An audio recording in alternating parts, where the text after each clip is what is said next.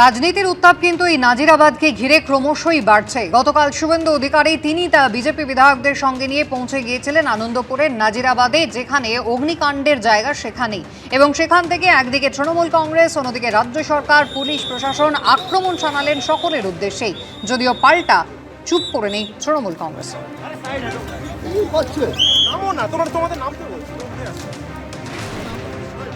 মাননীয় মুখ্যমন্ত্রী এখানে আসার সুযোগ পেলেন না, সুযোগ নিলেন না, এবং তার মমত্ববোধ, মানবিকতা, প্রশাসনিক দায়বদ্ধতা, সাংবিধানিক দায়বদ্ধতা, তার রাজধর্ম তিনি এখানে পালন করলেন না। তাই আমাদের পক্ষ থেকে মুখ্যমন্ত্রীর এই আচরণের ঘোর নিন্দা জানাই। শুভেন্দু অধিকারী না বোঝেন বিজ্ঞান, না আছে তার রাজনৈতিক জ্ঞান।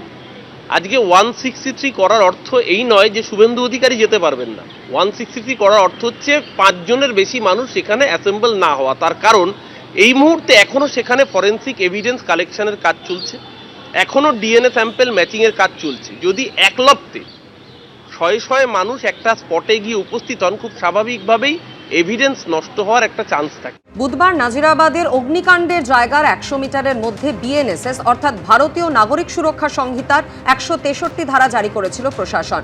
জানিয়ে গতকাল এলাকায় পৌঁছেই সরব হন শুভেন্দু অধিকারী। পাল্টা বিজেপিকে আক্রমণ করেছে তৃণমূল কংগ্রেস।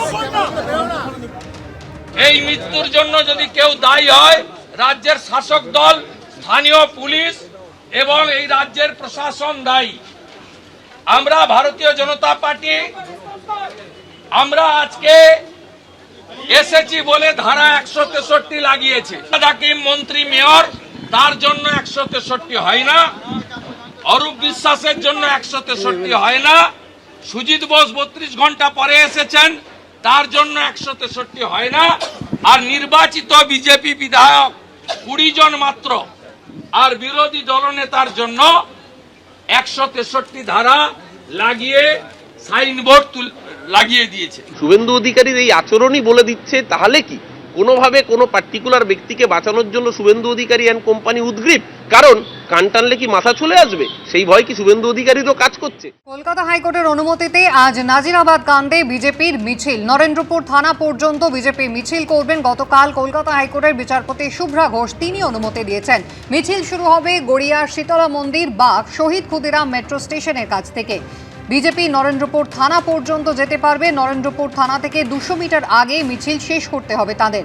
সময় সকাল 11টা থেকে দুপুর 3:30। সর্বাধিক 2000 কর্মী সমর্থক নিয়ে মিছিল করা যাবে।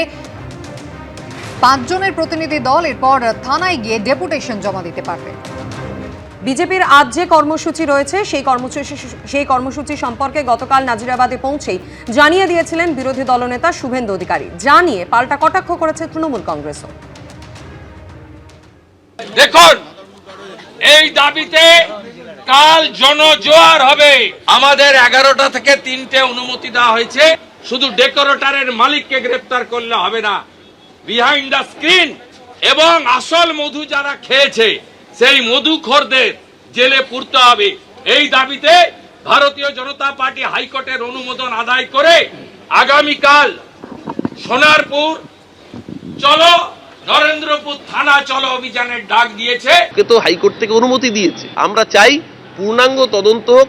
তদন্তে যে দোষী থাকবে, তাতে ডেকোরেটর দোষী হলে ডেকোরেটর শাস্তি পাবে, তাতে যদি দেখা যায় মোমো ফ্যাক্টরি দোষী তাহলে মোমো ফ্যাক্টরি শাস্তি পাবে।